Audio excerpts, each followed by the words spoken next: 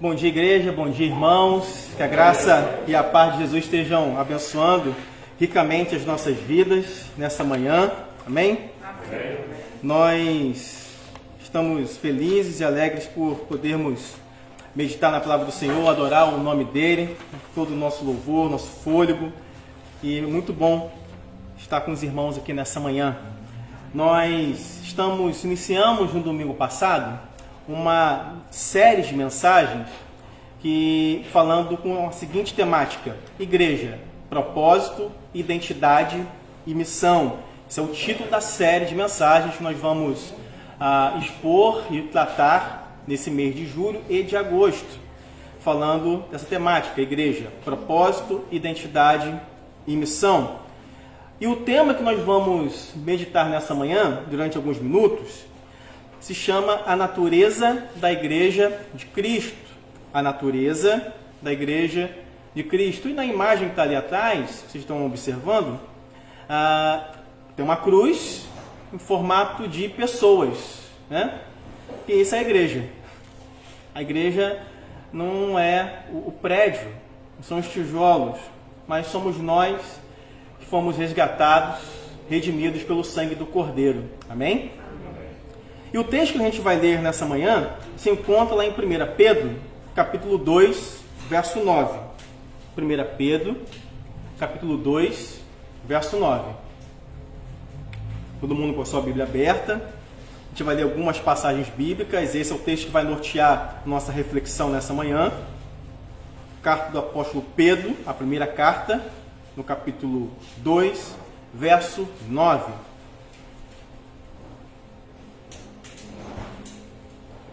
Que diz assim: vós, porém, sois raça eleita, sacerdócio real, nação santa, povo de propriedade exclusiva de Deus, a fim de proclamardes as virtudes daquele que vos chamou das trevas para a sua maravilhosa luz. Vamos orar? Deus, rendemos graças a Ti pela leitura da Tua palavra sobre as nossas vidas. Clamamos ao Senhor pedindo que Tu fales no nosso coração e saiamos daqui edificados, transformados pelo poder da Tua palavra. Alcança aqueles que estão ouvindo a mensagem nesse momento também, por meio das mídias sociais da igreja, que eles sejam tocados, transformados pelo poder do Teu Santo Evangelho. É a oração que fazemos, em nome de Jesus. Amém. Amém. Uma coisa boa, os irmãos já estão cientes, mas aqueles de repente estão assistindo que não saibam, nós estamos com o nosso canal no YouTube da igreja, e todos os sermões, os estudos bíblicos que eu tenho gravado aqui nas quintas-feiras vão ficar disponibilizados lá também semanalmente. Então, o que está sendo gravado aqui na semana já vai ser colocado lá no canal aos pouquinhos, as coisas vão andando, o canal do YouTube também vai bombando, conforme o pessoal fala, né? E a oportunidade também da nossa igreja e outras pessoas assistirem os sermões, os estudos bíblicos, forma de você convidar alguém, indicar o canal, para as pessoas se inscreverem. Aqui estendo o convite também para aqueles que estão nos assistindo, que possam se inscrever, para que possamos fazer as transmissões pelo YouTube ao vivo, mas tem que ter 1.000 inscritos. 1.000 inscritos. Para podermos fazer a transmissão pelo YouTube de maneira ao vivo ali, tá? Mas são coisas boas que Deus tem nos proporcionado a experimentar. Para início de conversa, esse autor chamado J.C. Ryle, um bispo já falecido, obviamente, aí no início do século XIX, anglicano, ele disse o seguinte: não há assunto algum em matéria de religião que seja tão mal entendido como este, a igreja.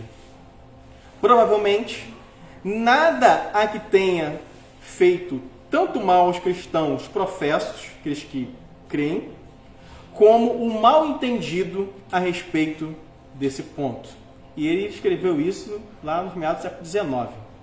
Então já observava que a compreensão inadequada do que é a igreja, ela tem resultados práticos na nossa vida, na nossa ética, nos nossos valores, nosso relacionamento com Deus e com o próximo, com a sociedade de um modo geral.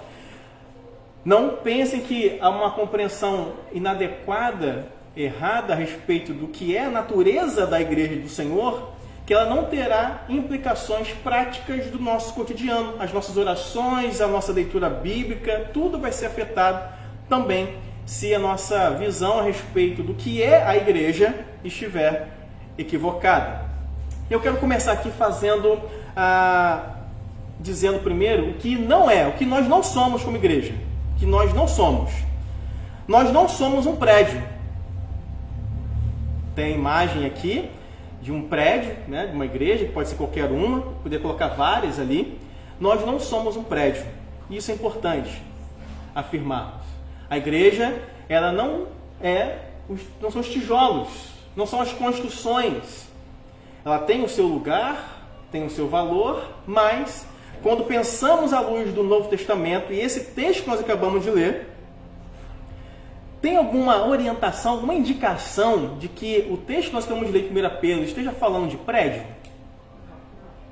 Diz, vós quem? Vós, nós, pessoas, gente, sois raça eleita. Raça eleita não pode ser um prédio. Né?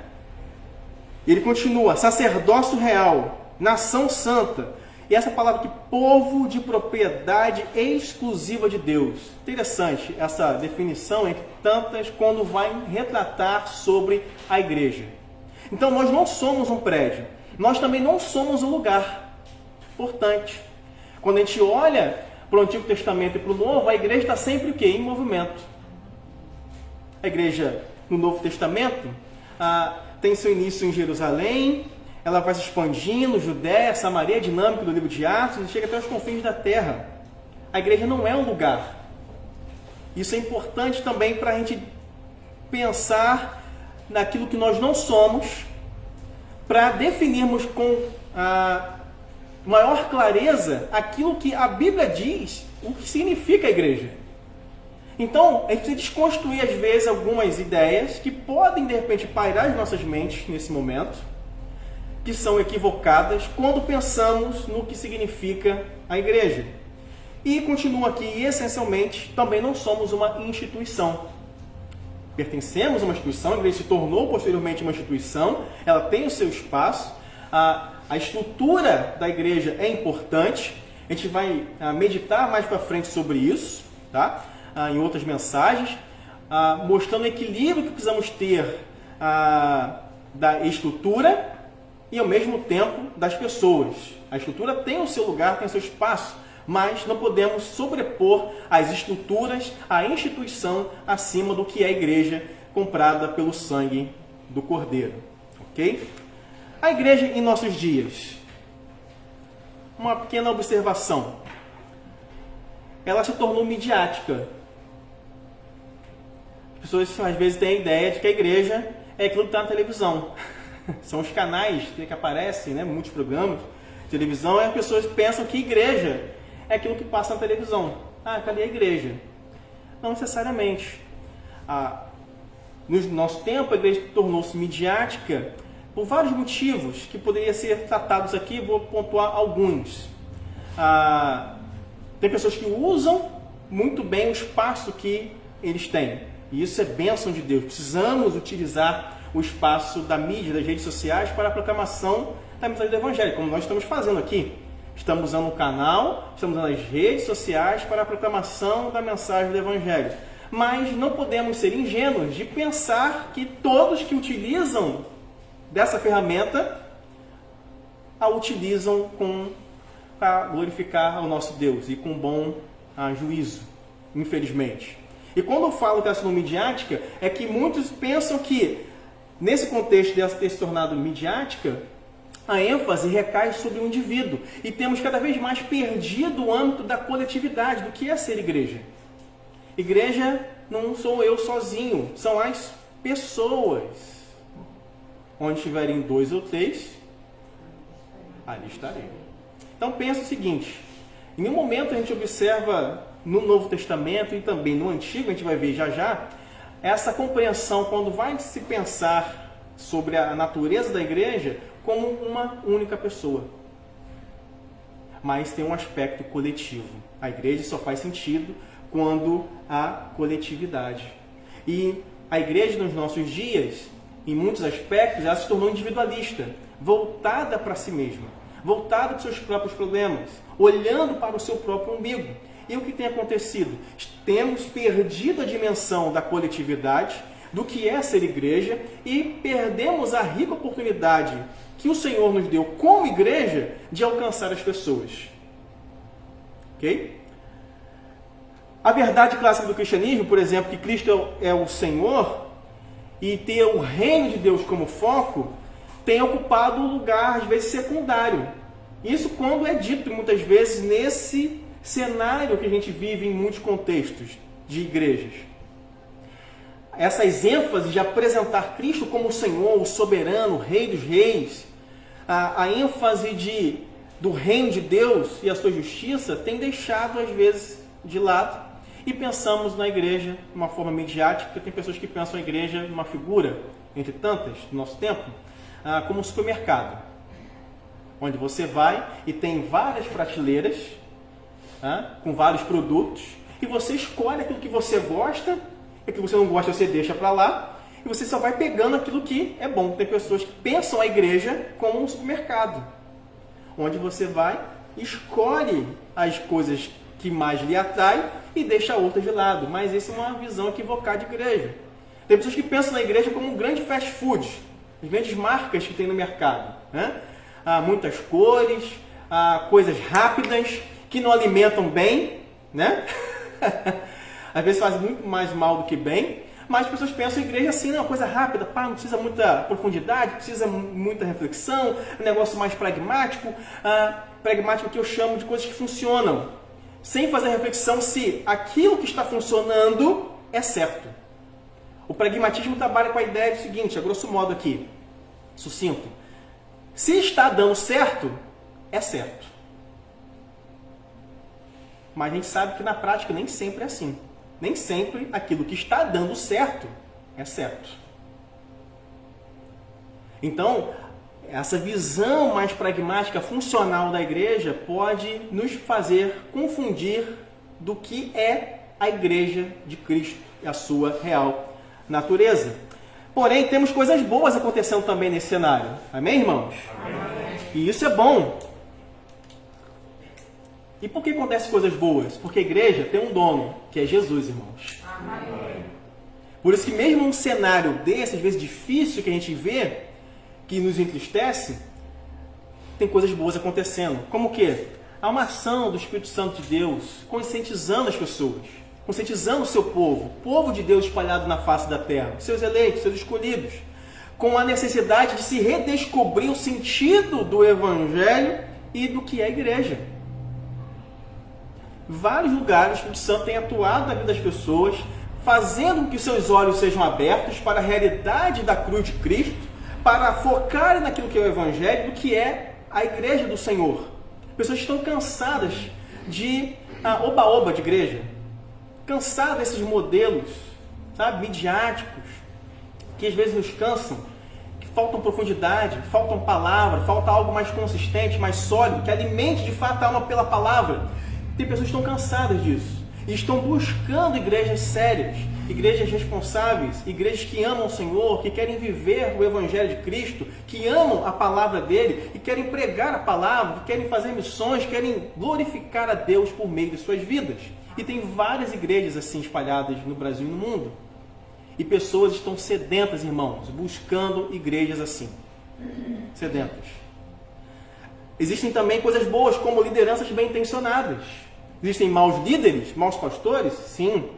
Pessoas inescrupulosas? Sim. Mas também, em meio disso tudo, existem pessoas bem intencionadas. Pessoas que amam a Cristo. Líderes que querem que a igreja cresça por meio da palavra.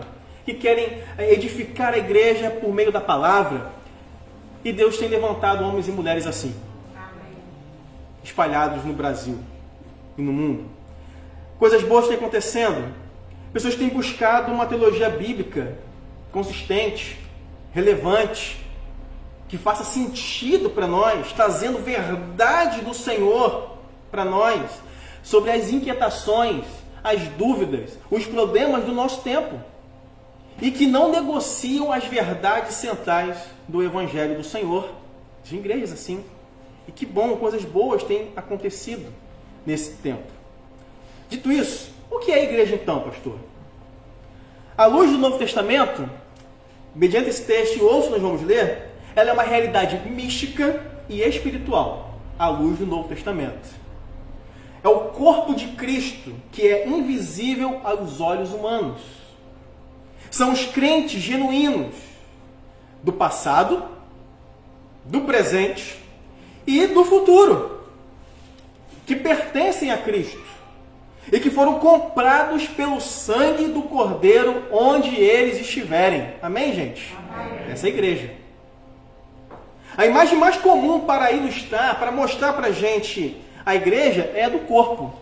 E Paulo usa dessa expressão, esse termo, de maneira muito rica, lá em 1 Coríntios capítulo 12.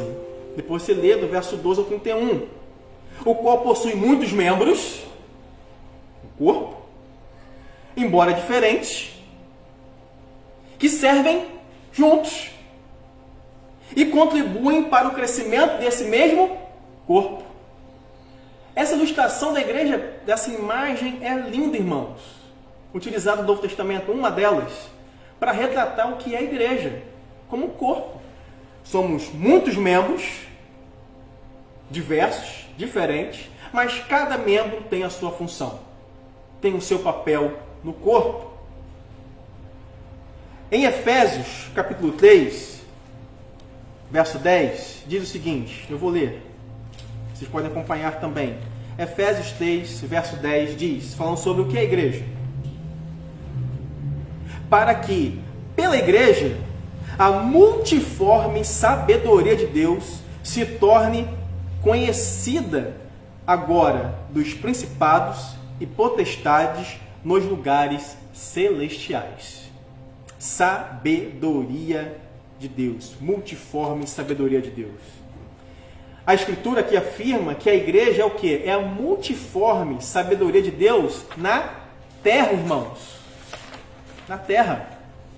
E essa afirmação mostra que a igreja é muito mais do que uma instituição criada por Deus. Ela é a própria sabedoria de Deus na terra, irmãos. Porque ela foi criada, instituída por Deus. Por Deus. Isso é muito importante ter clareza para a gente quando pensamos na essência da igreja, sobre o que nós somos, para que não venhamos a trazer imagens distorcidas do que é a igreja. Uma delas é o corpo. Somos diversos, somos muitos, somos diferentes, mas pertencemos ao mesmo corpo, que tem uma única cabeça, irmãos, que é Cristo. Cristo é a cabeça da igreja. E todos nós somos corpo. E somos guiados e levados, orientados por esse mesmo cabeça, que é Cristo. O Novo Testamento vai usar várias outras figuras para designar a igreja. Povo de Deus, como nós lemos lá de 1 Pedro. Família de Deus. Edifício. Rebanho. Lavoura. São várias figuras que, quer Antigo, quer Novo Testamento, vão ilustrar o que é a igreja. A igreja, irmãos, ela na Bíblia não aparece como um supermercado. Essa figura não está lá. Não aparece. Essa figura, o fast food não aparece. Não tem essa figura na Bíblia quando vai descrever a igreja. Mas essas outras aqui aparecem. Então, precisamos ficar com a palavra. Em nenhum desses aspectos, o termo de igreja se refere a uma estrutura, a uma organização, mas é sempre uma realidade invisível, espiritual. É o corpo místico de Cristo, que é visível por meio dos fiéis, dos crentes. Isso é maravilhoso, irmãos. Olha só o que diz um documento, pode avançar? Da nossa denominação, chamado Princípios Batistas sobre a Igreja. Quando fala da natureza da igreja. Isso está no site, tá? Da denominação. No Novo Testamento, o termo igreja é usado para o quê? Designar aqui, o Povo de Deus na sua totalidade, ou só uma assembleia local, igreja local. Interessante essa definição desse documento da denominação, dos princípios batistas, quando fala da igreja, sua natureza, ela fala que é designada para falar que é um povo. Está em consonância com a palavra de Deus. Pertinente isso. A igreja é uma comunidade fraterna de pessoas, o quê? Redimidas por Cristo Jesus. Isso é igreja. Divinamente chamadas. Quem nos chamou foi Deus, irmãos. Amém. Fomos chamados soberanamente pelo Senhor para pertencer à igreja que é dele. Amém. A igreja é dele. Divinamente criadas e feitas uma só debaixo do governo soberano de quem, irmãos? De Deus. A igreja como uma entidade local, como nós aqui, um organismo, veja, não uma organização, um organismo, porque o organismo é algo vivo, irmãos. Vivo. Por quê? Pelo Espírito Santo. É uma fraternidade de crentes em Jesus Cristo que se batizaram para pertencer ao corpo de Cristo, a essa importância, essa ordenança que Jesus deixou de sermos batizados. E voluntariamente se uniram para o quê? Culto. Ninguém pode ver o culto obrigado, irmãos. É voluntário. Voluntário. Mas precisamos ter a dimensão do que é o culto ao Senhor. Aí continua. Estudo, a disciplina mútua. A exortação, a correção, a instrução. O serviço e o quê? A propagação do Evangelho. No local da igreja e até os confins da terra. Está em consonância com a palavra de Deus. São documentos dos batistas. Está lá. A igreja, no sentido lá, tem a comunidade fraterna de pessoas redimidas por Cristo, tornadas uma só família de Deus. Nós somos uma família, irmãos. Isso é a igreja. No sentido local, é a companhia fraterna de crentes batizados. A gente reforça muito isso, porque é importante. Voluntariamente unidos para o culto, desenvolvimento espiritual e serviço. A natureza da igreja é essa, irmãos. Essa é a natureza da igreja. Olha só que diz um documento importante. Batista também. A Confissão de Fé de New Hampshire de 1833. Olha quanto tempo. Lá no artigo 13, quando fala das declarações, são 18 artigos. 18. E o 13º artigo, quando fala da igreja, olha só o que diz. Cremos que uma igreja visível de Cristo é uma congregação de quê? Crentes batizados, associados pelo pacto na fé e comunhão do Evangelho, observando as ordenanças de Cristo. Quais, irmãos? Batismo e ceia. Quem pertence à igreja de Cristo, ele é batizado, ele participa da ceia do Senhor. São as ordenanças que foram deixadas por Cristo, governados por suas leis e exercitando os seus dons. Isso é parte da igreja.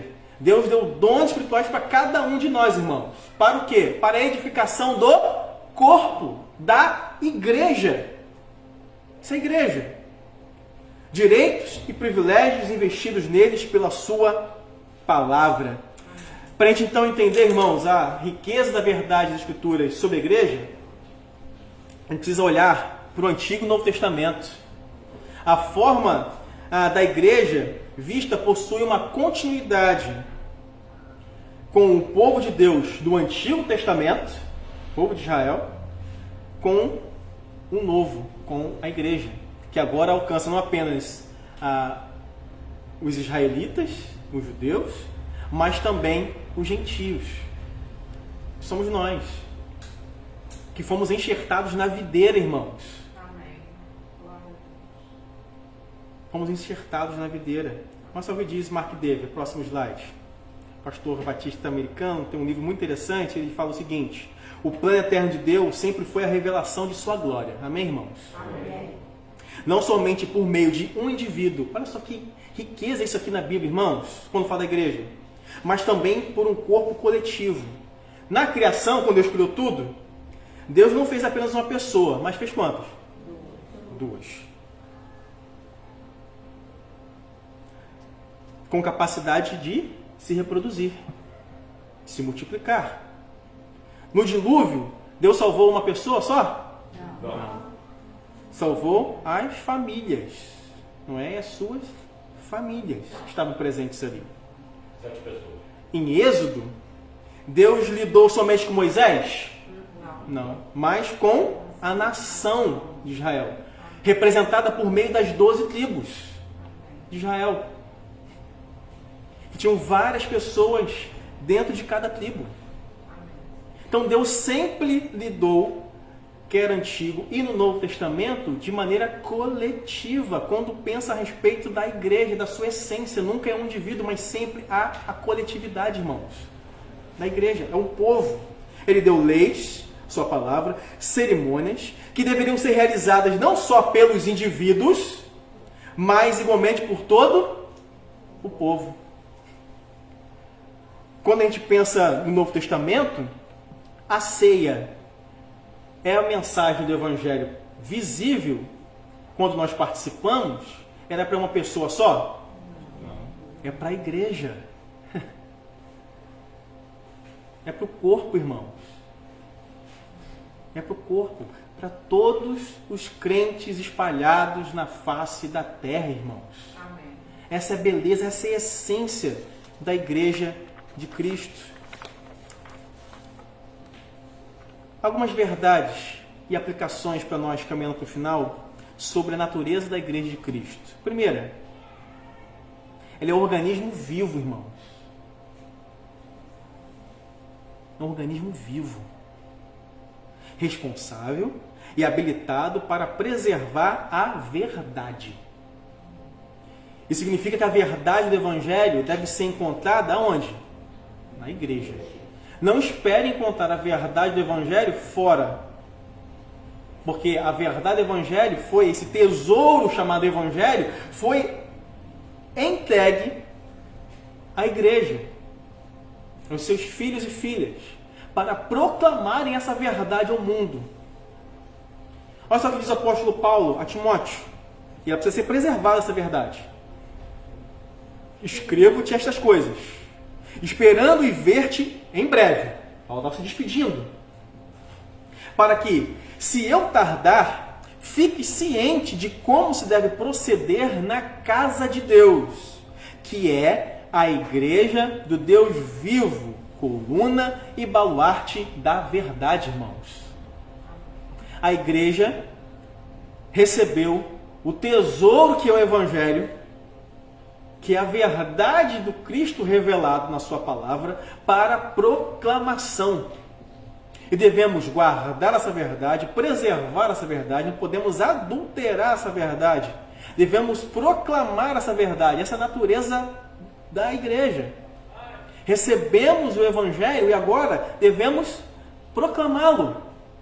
Devemos guardar essa verdade, preservar essa verdade. Essa verdade só é encontrada na igreja de Cristo, por meio de homens e mulheres fiéis, que amam ao Senhor, que amam a igreja. Crentes que se dizem cristãos e que não congregam nunca congregam, tem alguma coisa errada com o seu cristianismo. Tem alguma coisa errada com a sua fé. Que não sentem falta de estar em comunhão com os irmãos e irmãs, congregando, celebrando a ceia do Senhor em comunidade, em comunhão com os irmãos. Tem alguma coisa errada sobre a sua compreensão do que é a igreja. Eu sou igreja sozinho em casa. Não, não. A dinâmica da igreja é tão bela quando trabalha a questão da coletividade, irmãos, que você não pode se autobatizar. Para não pensar nisso? Eu me converti, agora eu mesmo vou me batizar sozinho. Eu vou dar um mergulho da piscina, vou mergulhar no rio, vou jogar um balde de água na minha cabeça, eu mesmo vou me batizar. Irmão, isso é um absurdo. Isso não é igreja. Entende? Nem Jesus. Nem Jesus. Mostrando para nós que a realidade do batismo, sabe? A igreja tem esse aspecto da coletividade, irmãos. importante. As expressões coluna e baluarte, alicerce, denotam o sentido de um lugar onde a verdade está segura, protegida, de forma que não seja adulterada. Olha o que Paulo diz também em 2 Coríntios 4, verso 1 e 2. Pelo que, tendo este ministério, segundo a misericórdia que nos foi feita, não desfalecemos. Pelo contrário, rejeitamos as coisas que, por vergonhosas, se ocultam, não andando com astúcia, nem adulterando a palavra de Deus. Antes, nos recomendamos a consciência de todo homem, na presença de Deus, pela manifestação da verdade, irmãos. Da verdade. Outra verdade sobre a natureza da Igreja de Cristo. Ele a comprou com seu sangue, irmãos. Atos 20, 28 diz: cuidem de vocês mesmos e de todo o rebanho sobre o qual o Espírito Santo os colocou como bispos para pastorearem a Igreja de Deus, que ele, Cristo, comprou com seu próprio sangue, irmãos. A Igreja do Senhor é preciosa para ele. O ponto dele ter a comprado com o seu próprio sangue na cruz do Calvário. Para pensar na dimensão disso, do amor do Senhor por sua igreja. Por isso não faz o menor sentido as pessoas dizerem: eu amo a Jesus e odeio a igreja. Já viram isso? Não, eu gosto de Jesus. Não, eu oro, eu gosto de Deus. Não, Deus é bênção de Deus. Mas você está em que igreja? Não é igreja nenhuma não, uma igreja em casa. Como assim? Jesus morreu pela igreja. Verteu seu sangue pela igreja. Ele amou a igreja, diz o texto. Amou a igreja. Se sacrificou pela igreja. E muitos cristãos não se relacionam, dizem amar ao Senhor, que é o cabeça da igreja, mas não se envolvem com a igreja, que é dele. Não é estranho? Que amor é esse? Estranho. É um amor que não, essas peças não se encaixam. Se eu e você dizemos que amamos a Jesus, devemos amar a igreja dele. Porque ele amou, irmãos. Nós nunca vamos amar como a Cristo, fato. Mas devemos nos envolver com ela, orar por ela, servir ao Senhor por ela. Uma outra verdade bíblica sobre a natureza da Igreja de Cristo, em último lugar. A igreja, irmãos, é o instrumento de Deus para levar o Evangelho às nações. É a igreja, irmãos. Não serão os governantes que vão levar a mensagem do Evangelho às nações. Não pense que vai ser um partido político, um político, seja ele qual for, que vai levar a mensagem do Evangelho de salvação às pessoas. Não vai levar. Isso não vai acontecer. Por quê? Porque não é bíblico, irmãos. A responsabilidade de levar a mensagem do Evangelho foi dada à igreja. E a igreja somos nós, é o corpo de Cristo, irmãos. E é um privilégio que o Senhor nos deu anunciar essas verdades, esse tesouro, irmãos, essa preciosidade que é o Evangelho. A mensagem do Evangelho é maior do que aquele que a proclama, irmãos. Amém? Amém. Sempre. Nós somos pequenininhos. A mensagem do Evangelho é grandiosa, é um tesouro inestimável, não tem como quantificar esse tesouro que nós temos, que foi nos dado para vasos de barro como nós, falhos, pecadores, proclamarmos. Só o Senhor Deus para fazer isso conosco, irmãos, por sua graça e misericórdia. E a igreja é instrumento, e esses dois textos dizem, Lucas 24, ele disse: está escrito que o Cristo haveria de sofrer e ressuscitar dos mortos no terceiro dia, e que em seu nome seria pregado arrependimento para perdão dos pecados a todas as nações, começando por Jerusalém.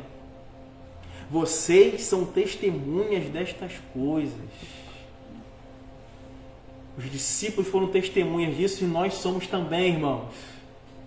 Que temos a palavra que nos foi dada para entendermos essa verdade. Apocalipse 5:9 diz: e eles cantavam um cântico novo. Tu és digno de receber o livro e de abrir os seus selos, pois foste morto e com teu sangue compraste para Deus homens de toda tribo, língua, povo e nação. O texto que nós lemos lá de 1 Pedro, capítulo 2, raça eleita, sacerdócio real, nação santa, povo de propriedade exclusiva de Deus, a fim de fazer o quê? Proclamardes as virtudes daquele que vos chamou das trevas, porque estávamos nas trevas, irmãos. Todos nós estávamos nas trevas, mortos dos nossos delitos e pecados. Mas aprove ao Senhor nos chamar, nos regenerar, por meio do Santo Espírito, para que fizéssemos parte do seu povo. E nos chamou para a sua maravilhosa luz. Esse texto de 1 Pedro, capítulo 2, verso 9, e aqui eu concluo, consonância com o texto de Êxodo, capítulo 19, depois você lê em casa, versos 5 a 7, quando Deus fala a Moisés, da sua palavra, o que Deus tinha em mente a respeito do seu povo. Pedro está interpretando essa passagem de Êxodo e aplicando ela à vida da igreja. Que nós fomos constituídos como raça eleita, como povo de propriedade exclusiva de Deus, guardados por Deus, irmãos, para proclamar as boas novas do Evangelho. A essência da igreja, então, irmãos,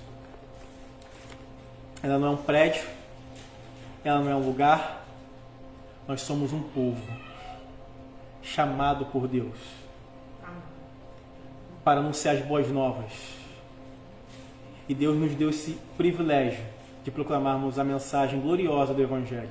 A pergunta que eu faço nessa manhã, quando você ficar de pé para nós orarmos, é se você deseja, de todo o seu coração, fazer parte também desse exército do Senhor, de proclamar as boas novas do Evangelho, de ser um instrumento vivo nas mãos do Senhor,